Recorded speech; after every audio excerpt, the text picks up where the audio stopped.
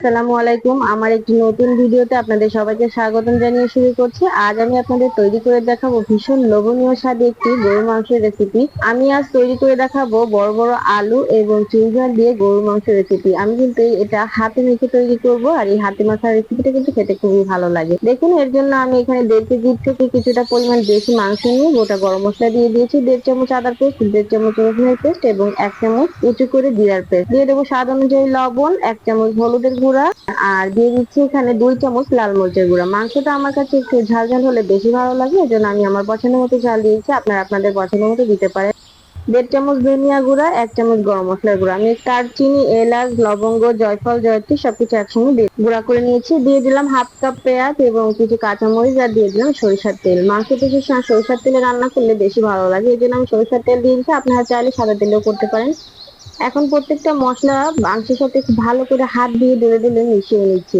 মাংসটা কিন্তু খুব ভালো করে একটু মিশিয়ে নিতে হবে মশলার সঙ্গে। তারপরে দেখুন, আমি কিন্তু এখানে চুলাটা অন করে রান্নাটা বসিয়ে দিয়েছি। কিছুক্ষণ পরে কিন্তু এটাকে বলক চলে এসেছে, আর এইভাবে নেড়ে চেড়ে যে পানিটা এখানে বের হয়েছে, এই পানিটা দিয়ে কিন্তু আমি পুরোটা মাংস কষিয়ে নিব। আমি একটু লো হিটে মাংসটা কষিয়ে নিব, এতে করে এই পানিটা দিয়ে কিন্তু মাংসটা অর্ধেকটা পরিমাণ সেদ্ধ হয়ে যাবে। আমি এই কষানোর মাধ্যমে এই পানি দিয়ে 50% সেদ্ধ করে নিব।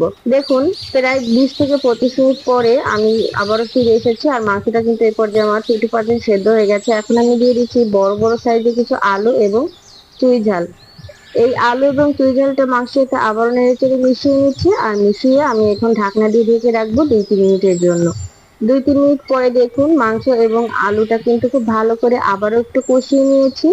ঢাকনা দিয়ে এইভাবে মাংস এবং আলুটা যদি আপনারা 2 থেকে 3 মিনিট একটু কষিয়ে নেন, তাহলে সেক্ষেত্রে কিন্তু মাংসের ভিতরে খুব সুন্দর একটা মাংস এবং আলুর ভিতরে খুব সুন্দর একটা ফ্লেভার আসে। এখন আমি দিয়ে দেবো পর্যাপ্ত পরিমাণে পানি।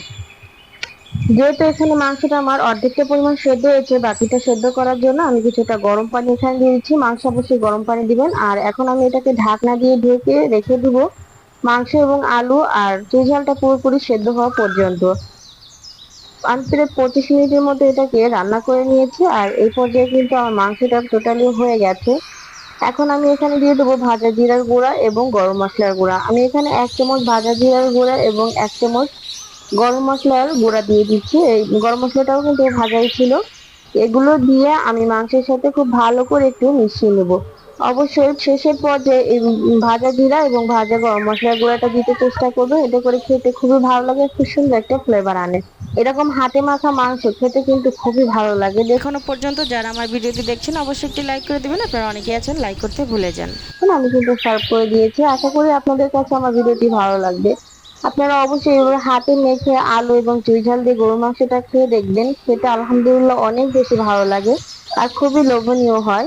আমার ভিডিওটি ভালো লাগলে লাইক কমেন্ট শেয়ার করবেন এবং আমার চ্যানেলটি সাবস্ক্রাইব করে রাখবেন। আসসালামু আলাইকুম।